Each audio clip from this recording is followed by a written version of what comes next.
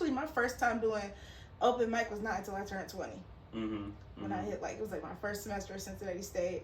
I joined like the creative writing club, and they were like, we having like an open mic at Rose Street. I feel like you should do it. You should perform the poem that you said you wrote, and I think everybody would like it. And I was so nervous. It took my dad and my mom to be like, just do it. We're already here. Just get on stage and do it. And I was like, oh my God. Tap in with me. This is the Mic Drop with B. Anderson, and we are back again, season 2, episode 11. And today we are here with a very special guest, Yaya Wrights. Hello. How are you today? Good. How are you? I'm doing well. So, as you just told me before we got on camera, this is your very first interview. Yes, it is. I'm so glad to have you on the show, for me to be your first interview, hopefully the first of many. But with this being your first interview, what made you like answer the call when I put that post out where I was looking for a poet to come on? Well, Mr. Stay On Lit Soul, he was like, if you know soul, you don't really have like much of a choice when he sends you something. Yeah. So I was just like, you know what, this is something new for me, and it's time for me to step out my comfort zone rather just performing and writing stuff and not releasing. I'm just trying to get back into like the performance zone too. Absolutely. So speaking of, just being a performer, creative, I understand you started writing at a very young age. Yes.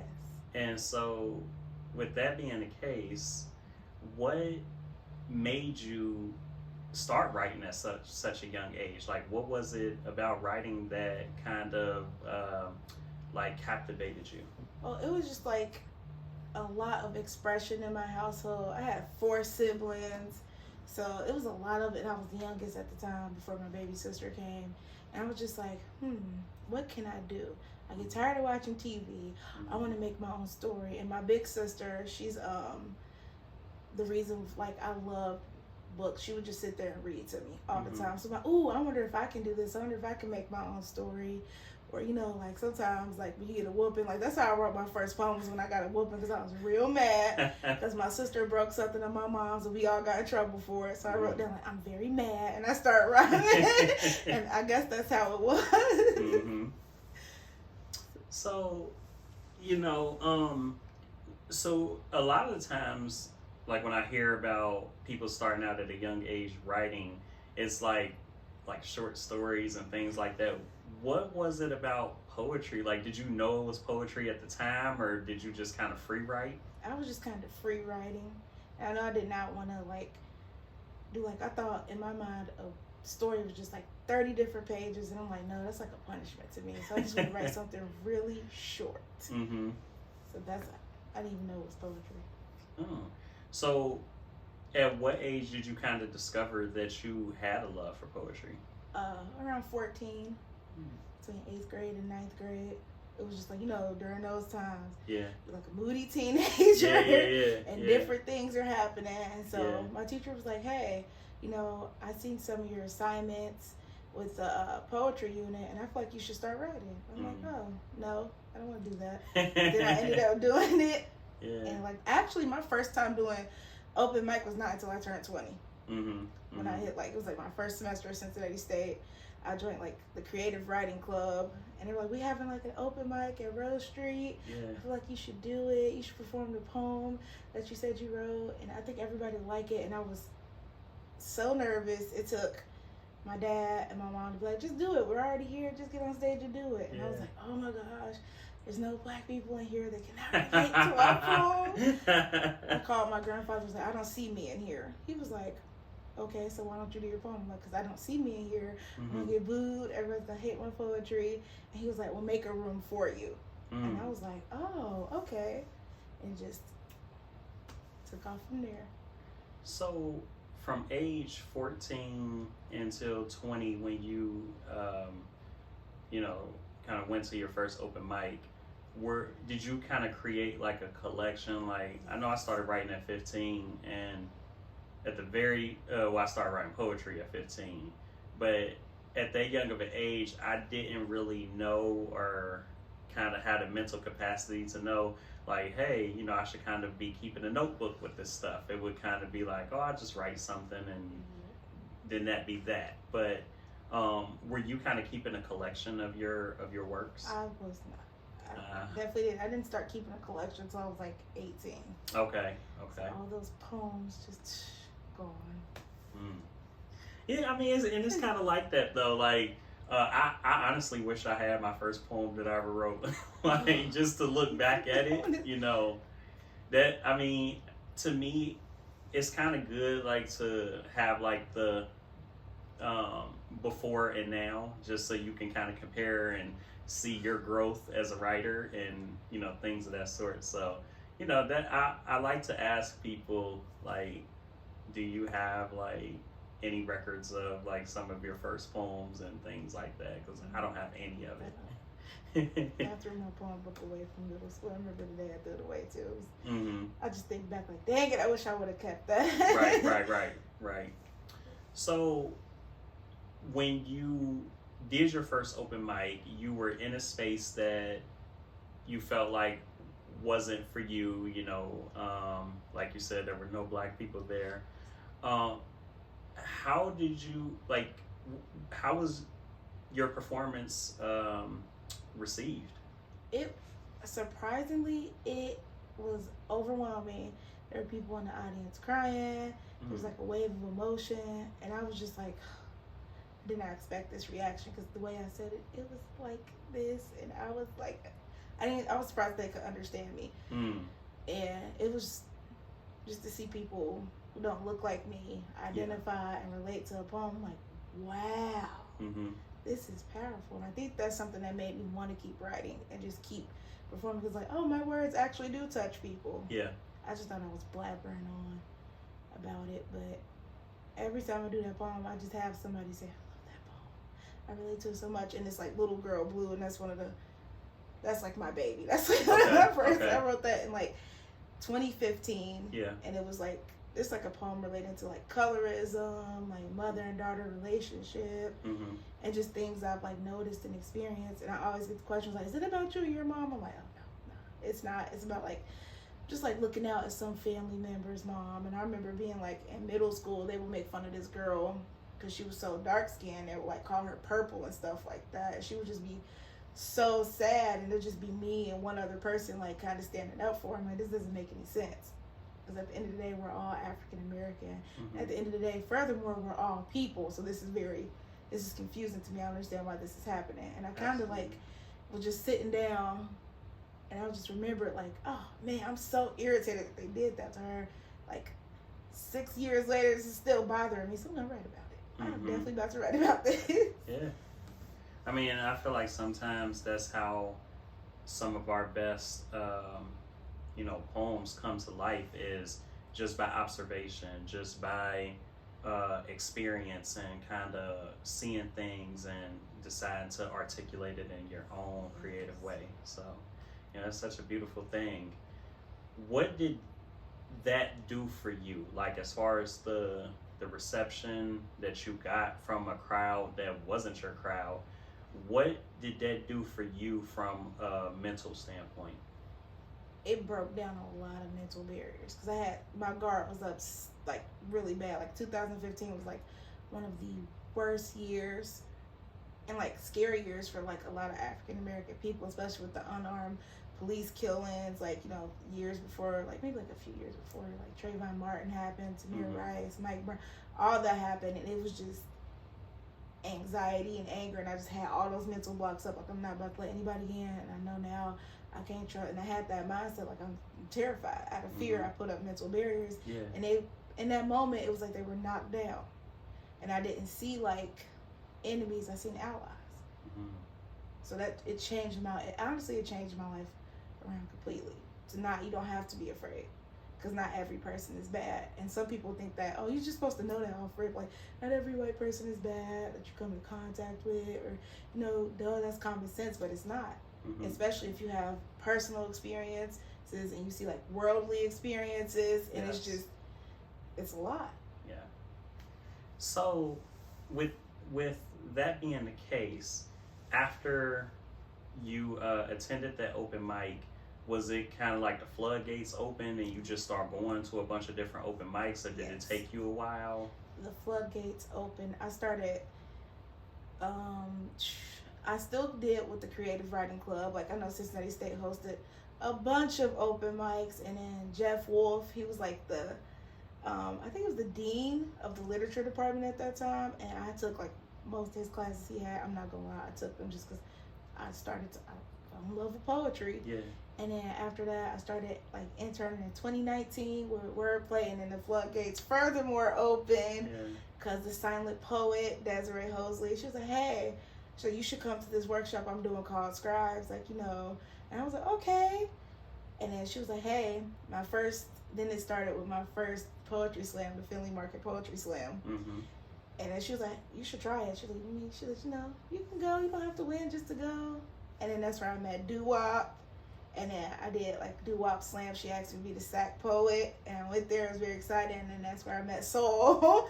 And then, you know, once you meet Soul, you're like, it's the open mic. You have to come. What's stopping you from coming? You know, Soul's gonna press you to do an open mic. Yes. So, and I just met so many amazing artists. I remember going to Sweet and Natural Fest, and I seen Natural Onyx perform, and I was just like, who is she? She's an amazing person. I really need to get to know her. Like, I really want to see more of her music. And then I did like she invited me to perform at an event she was hosting. And then just after that, it furthermore opened up the floodgates. I think I did that last year. And just like keeping in touch. I feel like once you do poetry and you touch the poetry family, especially in Cincinnati, the door never closes. You're always going to find something to do. So you speak on, you know, the floodgates opening for open mics, and then you doing the Finley Market Slam, you doing Doo-Wop Cincinnati Poetry Slam. What was the biggest difference for you between doing open mics and then switching over to slam? I think that's where I got like my rhythm for poetry from, just because like it's different. Yes. You can't go up there like, Yeah. And I was like, oh, okay, this is very different. I almost got eliminated the first round. I was like, ouch. And then who came up to me? I don't remember, but it was a host, and she came up to me and she was like, hey, I know you got it. I seen some of your open mics. She said, put more rhythm inside of your poem because I know you feel it. Yeah. Show them that you feel it. And I was like, okay. Yeah. So that was the biggest difference. And I'm like, oh my goodness. I'm like, this is not an open mic. It can be shocking, but then it was so fun. It was like, ooh, this is very fun. Something electric lit up inside of me. I was like, oh, is this where people's music come from? This is amazing. So the first time I actually saw you perform was at Doo-Wop Cincinnati Poetry Slam last year. Oh. And that was the first time that I saw you twice last year. It was actually first at Doo-Wop Cincinnati Poetry Slam. Then you had the thing at the Contemporary Arts Center with Gifted and the Silent Poet. And so, I saw you at those different things. So, what actually made you decide, like, okay, I want to be in a slam? Because as you just stated, an open mic and a slam are two completely different things. So what made you actually want to take your poetry and compete? The atmosphere. Just like, even if you don't win or even if you get out the first round, it's so much love there. Yeah. And like, it might be word, but like, it's so much love there, and you get to hear other people's experiences, and the atmosphere is just bang. It is so dope. You can't even describe how dope it is. Yeah. You just like, whoo, like, even like I have to quiet myself backstage, like, oh, like, oh, let me be quiet. And so it's just like, wow. It just, I guess, feeding off other people's energy. That is some dope energy there. Yes. So, what was the experience like? I forget what the name of it was, but I remember it was all of you ladies at the Contemporary Arts Center, because Gifted had invited me, so I'm like, of course I'm going. Like, that's a big sis for me. So I'm like, yes, like, and so she's like, if you could come, I would love to have you. So what was that experience like? Just being on stage with a lot of other talented poets who are also Black women, and I mean, you all put on an amazing show. Like, how did that affect you as far as a creative in general? That was my second time doing the show. Mm-hmm. So every time I did it, it just gave me power. Anytime, like, and it's weird that every time we do it, I'll be like going through something where I need a pick me up like that. Yeah. And it's just great to see us all come together and be around. Like, I'm around a bunch of beautiful, positive Black women. Like, anytime during rehearsal, like, I love the silent poet and Miss Jury Ann Cotton. I love them to death because they're like, why you say it like that? I'm like, I don't know, I'm nervous. I can't tap into it. Yeah. Like, girl, come on, you can do it. Yeah. And just like having that support. Everybody in that group is like so supportive. And there's ladies who was there that couldn't be a part of it. You have to, like, it's a big sisterhood, and just like you have people who you can talk to, you can lean on, like, hey, yeah, I've been through that too. And like getting down to the nitty gritty of those poems, because those are like written by other ladies. And it's just like, dang, like we cried together. Yeah. We laughed about some of the poems. We identified with some of the poems, like, hey, I've been through that. Or like, ooh, that is so deep. Just like that poem, it's amazing. Like, especially the one Gifted did, like identifying with that. It's just, yeah. Some geniuses behind that project that was yes. in that project. And I'm very grateful to have been a part of that project. It's just, you just feel love. Like, anytime you do that, you just feel like a big hug. It feels like a huge hug. And somebody telling you, like, hey, it's okay. Like, hey, you can make mistakes. Yeah. And just wrapped up in that big bow of life. Yes. It's all right on top of it. Who brought you into that atmosphere? The silent poet. Okay. Yeah. And I've had the opportunity, to kind of converse with her on a few different occasions, and she's a very talented, very gifted, no pun intended. But yeah, so will you all be doing that particular show, or do you all have something else in the works anytime soon? Hopefully we do. I'm actually not sure. I'm going to definitely reach out to her, because I think they do have plans to keep it going and keep it going. It's just, whew. And she's another person that really pushed me and shaped my poetry journey. Because I told her, like, I forgot what poem I was trying to do. It was a body positivity poem, and I said, I don't think I should do this.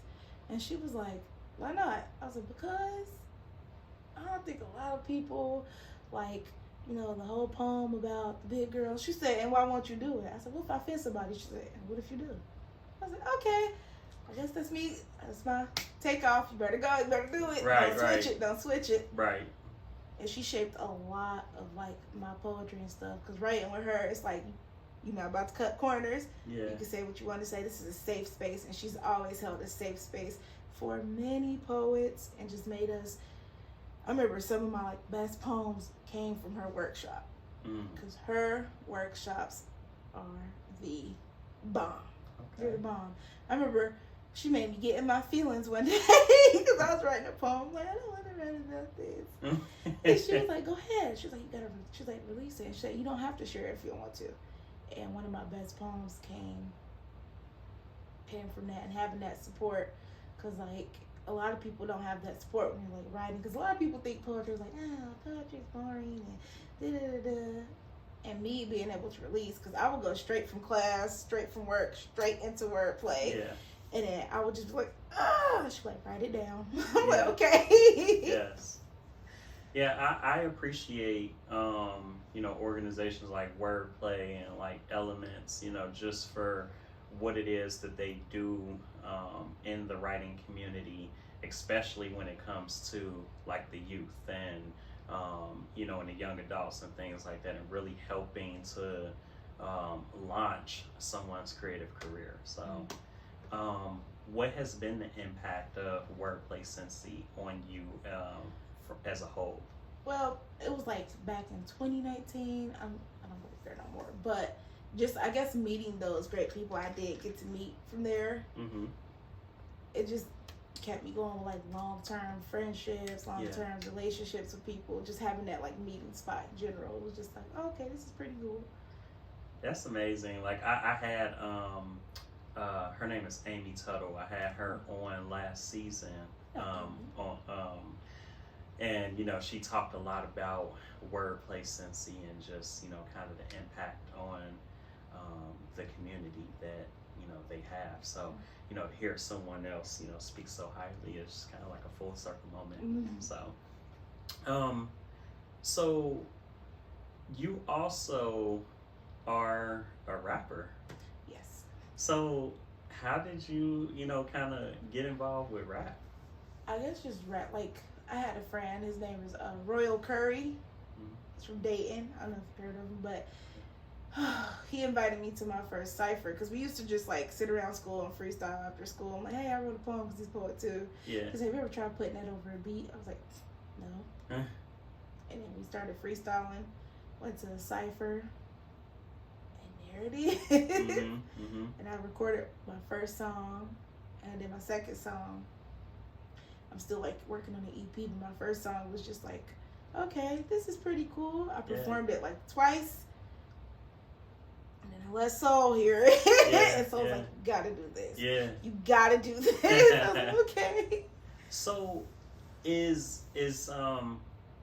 are your first couple of songs streaming? No, not yet. I wanna finish like the whole EP first. Gotcha. Okay. Yeah, that's gonna be exciting. Do you like have any thoughts as far as like a title, or are you kind of like still in the creative stages? So I know for sure the title of my EP is gonna be All Right.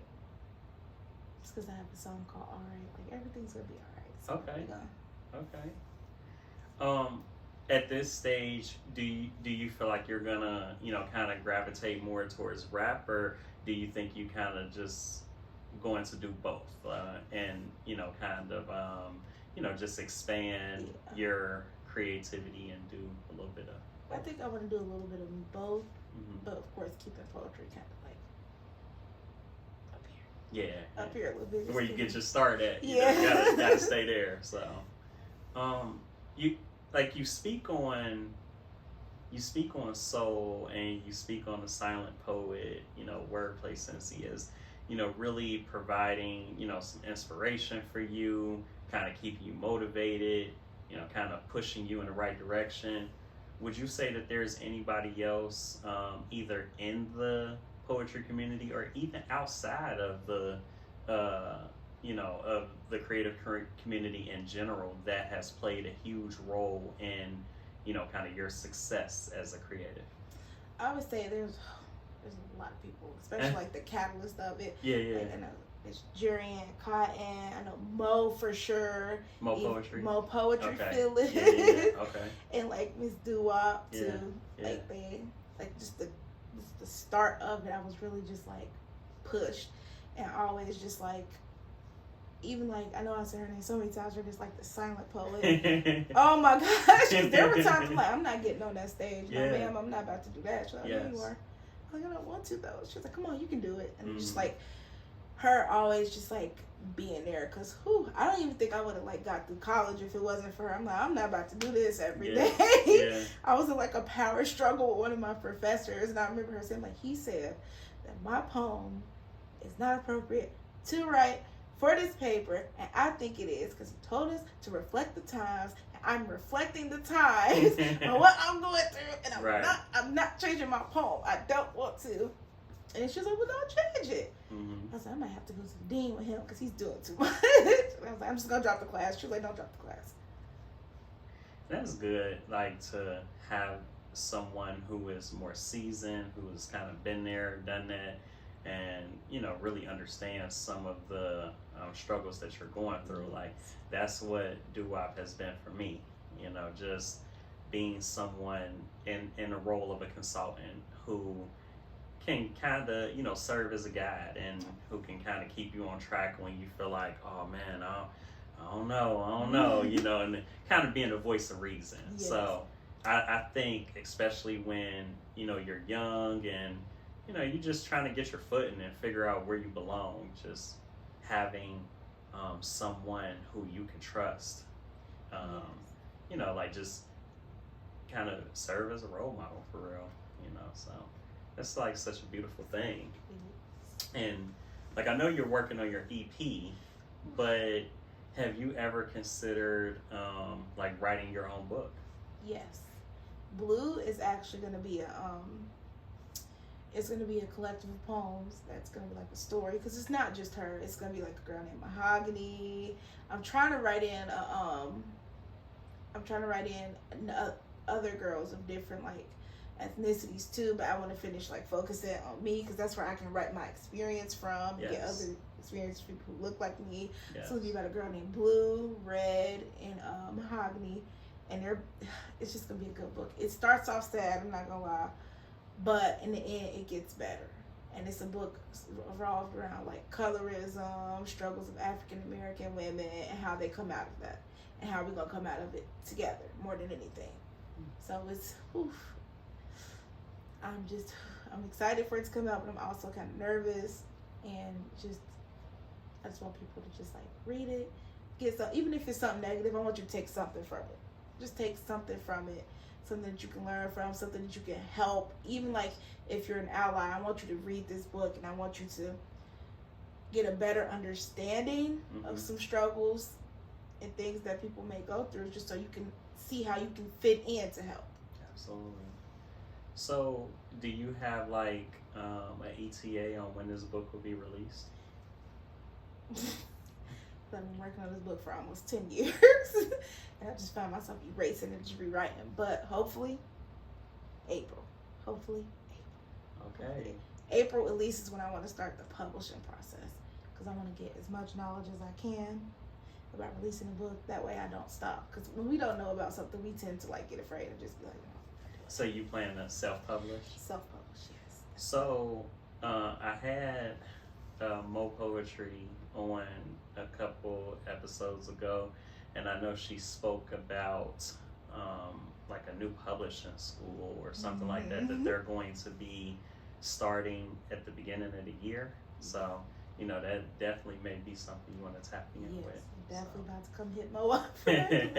Yeah, I mean, and it's such a beautiful thing to be able to have that ability to self-publish, because like I remember being a kid and thinking like, man, it's almost impossible to be an author. You have to go through this, you know, you have to find a publisher and you have to go through all of these things, but to learn that we as creatives are able to, you know, self-publish our own books is such a beautiful thing. Like, you know, I've had guests to where they've spoken on self-publishing and things of that sort. You know, you kind of are able to own all of the rights to your, you know, creative cover, and you know how you want the book to be structured and all of those things. So definitely excited for you, and look forward to checking out that book. Yes. And it's sitting on the table for season 3. Yeah. So, you know, everybody that has had their books sit on my table, you know, is just such a beautiful thing, and it's really just motivation, you know, that you can do anything you put your mind to. So it's such an amazing thing. Yes. So. Nerve-wracking, but it's I think it's just like more so getting through all the emotions of finishing that book, because I'm like, wow, this really happens. Yeah. Some of this stuff really happens. Like it's 2023 and we're still having that argument of light skin is better or dark skin is this and that. I'm like, what? This is insane. It's very aggravating. And I have to like constantly remember, just like, okay, how am I going to navigate this? How are we going to navigate that? How are we going to tell our kids this? How are we going to tell our children that? Yes. Because it does not matter. It literally, this is a pointless argument. It's, oof. Yeah, I understand. What? Have to witness this what has been like the greatest adversity you've had to overcome as a creative thus far? I think my poems getting me into trouble. I want to say good trouble. Good trouble? Like, okay. Yeah, like certain open mics is, I had to have the argument, especially in my early days. I would do like a lot of, I still do a lot of pro-black poems. Like my poem "Activist" got me in so much trouble sometimes. Like especially like a lot of open mics aren't really welcoming me of doing that poem. Like I had people come to me at the end and be like, "Hey, it was nice. It was just too black." I'm like, "What is too black? Like what is that?" Right. It was like, "It's just too much. You know, this is supposed to be a relaxing environment. Nobody wants to hear about that. We're trying to escape politics in this environment. So, you know, we ask that if you do a poem, please keep it to something light." What is a light poem? Poetry is supposed to be an expression. Exactly. What if I'm not feeling light that day? What if I'm not feeling light at all? Like, you know, not saying I'm not, but like if somebody is coming from that angle when they write, what is that? Exactly. He's like, well, it's making other people feel uncomfortable. It's making people feel, why do you feel bad? And I had to, like, pro-black is never anti-white. It's never anti-anything. I'm just trying to bring awareness to something that's happening and it's making you uncomfortable. And I think as poets, that's one of the things that at some point in time we all have to go through, especially when you have a wide range of poems and kind of reading the audience and trying to figure out like, okay, does this poem fit in this space? And I know sometimes that can be a struggle. So it's and I find myself doing it like often. Like sometimes I do my, okay, hold on, can I say that here? Can I do that here? Yes. And then I just started I didn't come up with it, but I just found myself like repeating a phrase. I was at an open mic and I was like, you know what? I said, my poems are not to offend anybody, but if I did offend you, you got some beat to think about. Right. I was like, okay. I was like, I'm gonna start using that. I started using it. People, oh no, it's an open environment here. So that's probably like twice that's happened to me, but still, it's always gonna like be in the back of my mind, like, oh my gosh. Yeah. Especially in my like younger days, I'm like, oh God. Yeah. Can I say this? Can I say that? And then Soul, he's such a great person. He's like, who cares? Do it. Right. I'm like, okay. So it's just like, okay, I'm just gonna start doing it and like be unapologetic about my poetry and be more comfortable with myself. And that, I think that's the biggest growth lesson that I've had to overcome, is being more comfortable with who I am. Absolutely. And what I was put here to do, and just go for it. Like Brave Nate, like I've seen him perform. What? I was like, oh, I love him. I love his poetry. Like his I'm the Thief poem had me back there flabbergasted. Like what? And he's speaking truth, and you know a lot of people might be mad about it. Yes. But my mom always told me, like, the truth is gonna hurt. You can whisper the truth, and you can shout it. Either way it goes, it's gonna have the same impact because it's the truth. The truth hurts. I'm like, whoop. And he's definitely one of the people who, you know, if you're ever, you know, like feeling uncomfortable about doing something in the space, I know Nate and I have had countless conversations about, you know, just the crowd and how they, you know, really accept your poems, and you know, especially in slams. You know, he's talked about how, man, the crowd loved it, but the judges, so. You know, that's a whole different story right there. Ooh. So, because the crowd can love you, but you know the judges are the ones that are, you know, scoring you. So, yeah, that can kind of, you know, be its own thing. So, so you know, speaking on performance, because you speak about how you want to continue as far as performance. So where will we see you next as far as where you plan on performing, whether it be slam or open mic? Open mic, I try to like do as many open mics as I can. Like Soul just invited me to like the Muse open mic at the Muse Cafe. That is a lovely cafe, and it's very chill. So anytime like they have an open mic, I know I definitely am gonna be there. I want to try to do like more stuff with like Hit the Mic Cincy. I want to do more stuff. Just anywhere there's an open mic, I think I need to start going. Okay. I definitely need to start going because I do have like I know I recently just left like a job that I had with education with longer hours. I'm still in education, but like the hours are shorter and I'm like closer to the city. I'm closer here. Yeah. So I think that's gonna just allow for me to open up to do more open mics and just more slams. I like slamming, but like I love open mics more. I want to sit there and watch a slam. Like I love watching slams, even if I'm not a part of it. I love sitting there watching them just to meet more artists and just feed off of their energy too. Like Zeta, oh my god. Zeta Stu. Zeta Stu. Yeah. When I first saw her, she had me in tears. I was like, why am I like? She's such a powerful artist, and I get to meet so many more people. I'm like, oh my goodness, why am I crying? But it's just feeding off that energy, and I promise, like, if you're not there, you're not gonna understand it. Like I had to tell my sister, she's like, why do you always go to open mics and just? I'm like, come with me.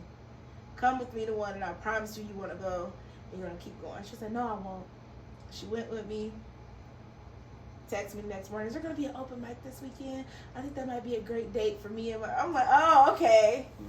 But just trying to get out there more. Just anywhere there's an open mic, DM me, and I will definitely try to show up. Well, you said that you just want to watch a slam, so do you plan on being at Doo-Wop Cincinnati Poetry Slam on November 11th? Yes. Okay.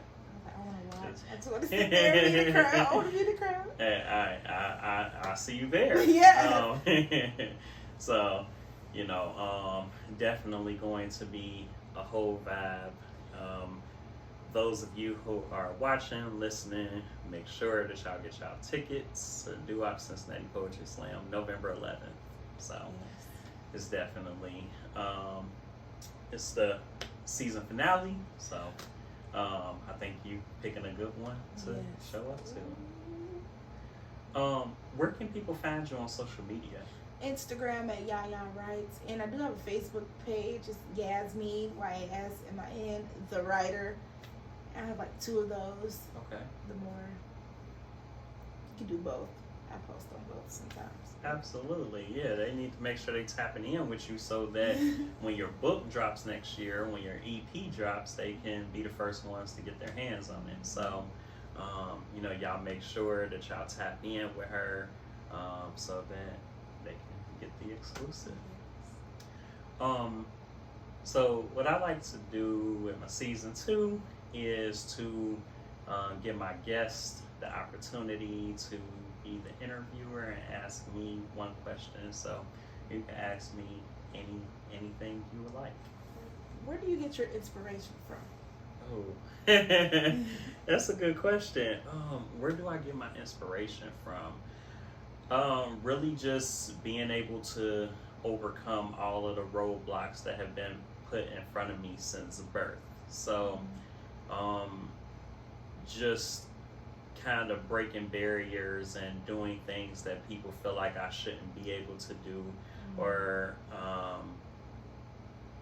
just kind of stepping into rooms that people don't feel like I should be in, and just remembering that, as a kid, my mom always told me, you can do anything you put your mind to, as long as you keep God first, and that always just stuck with me, all through life, and it's something that will always be with me. Just those words of encouragement right there, and so I really believe that I can do anything I put my mind to, and so that is what inspires me to step into any realm that I feel like I'm supposed to be in. I walk into those open doors that I feel like I'm supposed to be in this space. Yes. So we are pretty much at the end of your very first interview. So how do you feel after doing an interview? You didn't seem as nervous as you said.